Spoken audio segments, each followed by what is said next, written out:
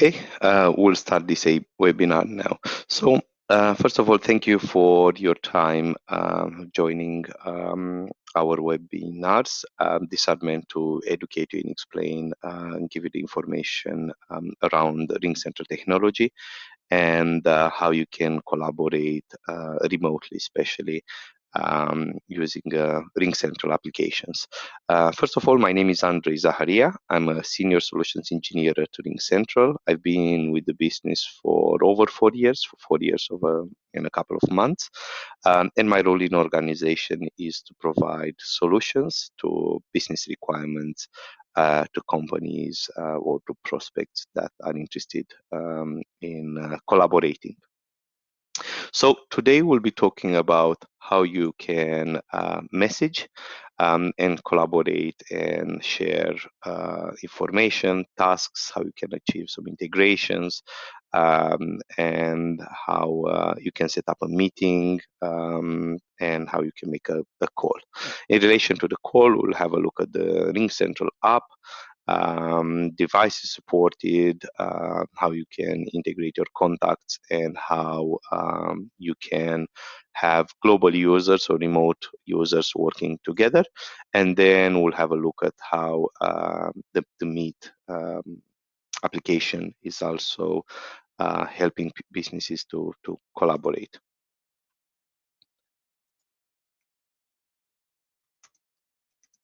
So first of all, I want to start by showing you the RingCentral app. So today the demo will be run purely on the web. Yesterday when I ran the demo session, that was on the app, but wanted to provide you, for some of you, the ability and the knowledge to understand that how this application can be used on the web. So as you can see, here is if you go to app.clip.com, here you will have the ability to log in, and once you log in, you will get to the menu of the application, which is very similar to the desktop ones. The applications are available on smart devices powered by iOS and Android operating systems, are available on web on pretty much any device, and then we have dedicated applications for Windows powered computers and Mac powered machines. So within this, the things that you can do is to have access to all your employees. So here will be created a team that includes everybody within your business, and here you can share and create audio conferences, video conferences, and put files. Furthermore, you can create projects, and within these projects that are made of teams, can include people within your organization and people outside of your organization. The people outside of your organizations are not required to have a RingCentral license. They will join this application on a freemium basis. They won't be able to create meetings or generate calls, but they will be able to receive this if you decide to call them. And you can have video conferences against everybody, and audio conferences against everybody. Within these teams, you can post and create meetings that will take place at a certain time by clicking here. You can allocate tasks. This task can be allocated to any participants or to a group of participants, or come here and give a title and assign it can be colleagues within your business. So like Julia, or people outside of your business, and you just type their name here. You'll put the start date, the due date, and what you expect to have delivered as part of that task. Then you can put messages, and also you can create and add files into these teams, as you can see in my particular case here. And this will be stored. You have unlimited storage, so you are not limited to those. And this is how kind of the the collaboration on this works. If you completed a task, you'll come here and mark this as completed against your name, and that will show that it's been completed. And here will be posted an update saying who completed the task and how that is being completed. The next thing that we want to talk is the telephony bit. So here I have a full feature telephone application that allows me to make calls. I can establish what is my caller ID, so it can be my direct number. I can promote and show any company numbers, or I can show the fax number if that, or any other of offices. I just type a phone number. So in my case, I'll call my mobile number. And this, if I press this, will generate a call to my mobile phone. So I'll answer this call on my mobile. And here I can have, once the call is being connected, this is a proper mobile number within a network. I can mute myself. I can have access to keyboard to enter any entries that if I call an IVR, that might be useful. I can put on hold and customize the on hold music. I can add participants to the call, and this can be any phone number or can be people within my organization. So if I want to, I know I have Julia, I can call her and she will be added to the call. I can transfer this, and I have the transfer is available outside of your organization and within your organization, and these transfers can be, again, as first, just a blind transfer to the voicemail. Here it gives me the ability to talk to Julia and tell her who I have on the call and if she wants to take the call. And here I just forward the call without me giving any advice or any information to Julia before the call will go to her. And then I have further actions. So I can park the call and flip the call. Parking is like a parking location where you put the call for a department, and anybody within that department can take and pick up the call. And flip gives me the ability, as I mentioned to you, RingCentral supports a wide range of devices. These devices, you can switch the calls and pick up this call across your devices. So I started my call on web, but now if I need to leave my desk and go to the car or go somewhere, I can flip it to my mobile. And I just click on that and choose my mobile for the drop down, and then that call will be moved to my mobile. And also give me the ability to record the calls. The call recording can take place automatically, or I can trigger it manually. So now I'll finish this call. As part of the call features, I get a voicemail that comes with transcription. And also I can play the message here. I can download that message. I can block that caller. I can delete it. And I can have these voicemails sent to my email box all together with the transcription and the audio file attached as an MP3 to that email. I can send and receive faxes, and I can retrieve these directly using just the web. So this is quite useful for some of you. And then the next thing, I will have ability to access my recording. So in my particular case, the calls were recorded automatically. I didn't have the option to start it or stop it. And now I can play it here and see what I've been discussed to these people.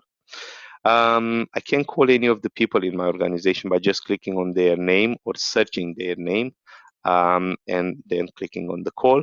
If I want to talk to somebody, so I have a guy called Albert Davies. I just do a search of him and he will come up here and I can just talk to him. If you want to search for files and documents, this can be the place as well. So if you had a conversation that you can't remember a specific detail around that project that you're working on, you type some of the keywords and this will go and search for those and list you that. Okay. Now, the next thing that I want to show you is the Meet. So within the Meet, I can connect my calendar. So I will go ahead and show you how you do that. So if I click on post button, the calendars that I can connect and we support today is the Google Calendar and Office 365. The experience is similar on both. So I'll go ahead and connect my Google Calendar.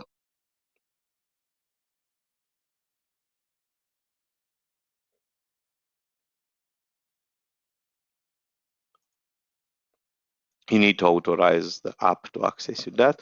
Once you allow that, all the events that you have booked on your calendar will be listed here. And if you have meetings or you want to schedule meetings, that's what you can do. Now, if you want to synchronize your contacts, you take this box, and also I have another calendar as part of my calendar called Holidays in United Kingdom. Really nice to tell you when your bank holidays come across.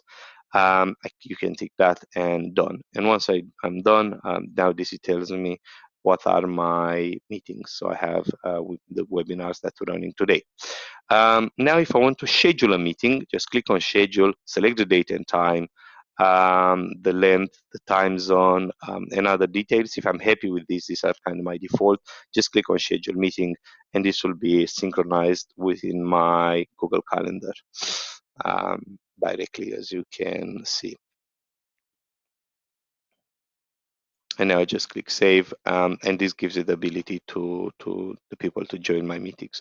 Now, coming back to my calendar, once this updates and this meeting will propagate into this application, when the time comes, I will have here the dial in, and then I will have a video button, so I can join for video or just audio those meetings. If I want to join somebody else's meeting, I just come here and I need to put the meeting ID or the link.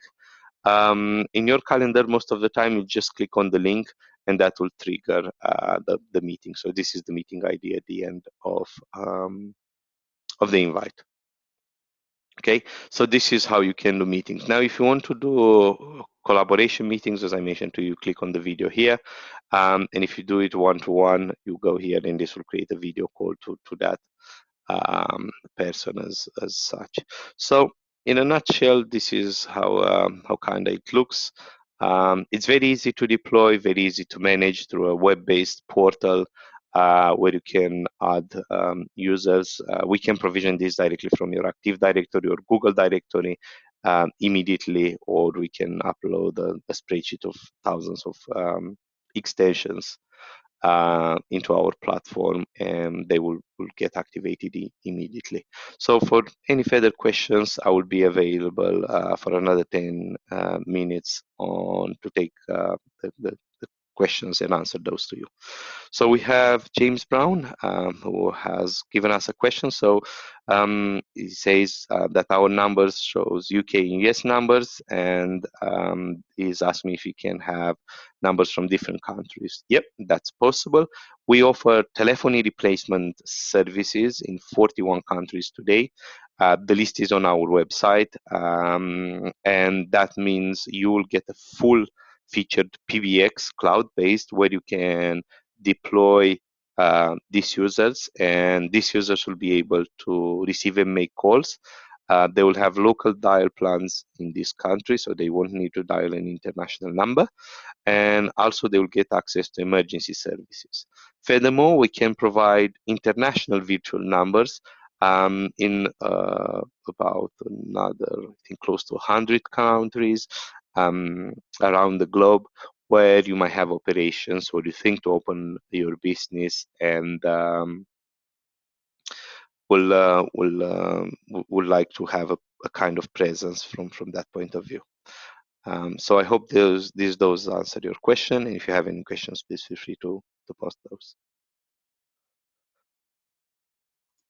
Another question that came from another attendee is how many people can be in a chat group. Not sure if there is any limit. The largest I've seen is a couple of hundred.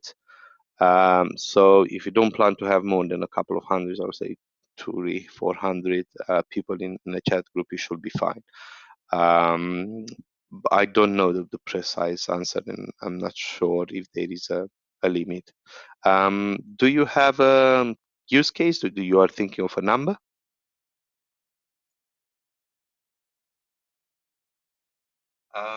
That's a good question. Do I need to speak to sales or buy directly to the website?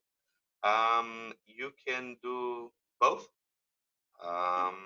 Is really up to you. I'll advise you to go to talk to sales as you get some advice, and they can better handle your requirements.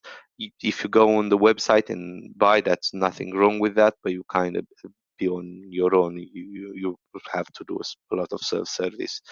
Our guys in the sales team can hold your hands and provide more support around your account if that is what you're after.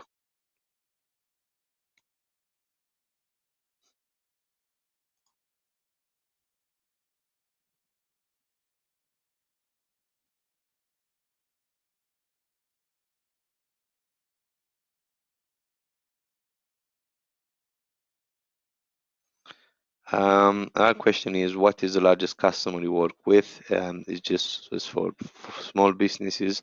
No, this can fit any business. I'm not sure why. What makes you to believe that if it's just for small businesses? I believe that I'm sure I've seen customers that have over 45,000, 50,000 extensions on our platform. We can support even higher than that, and probably that number will go up.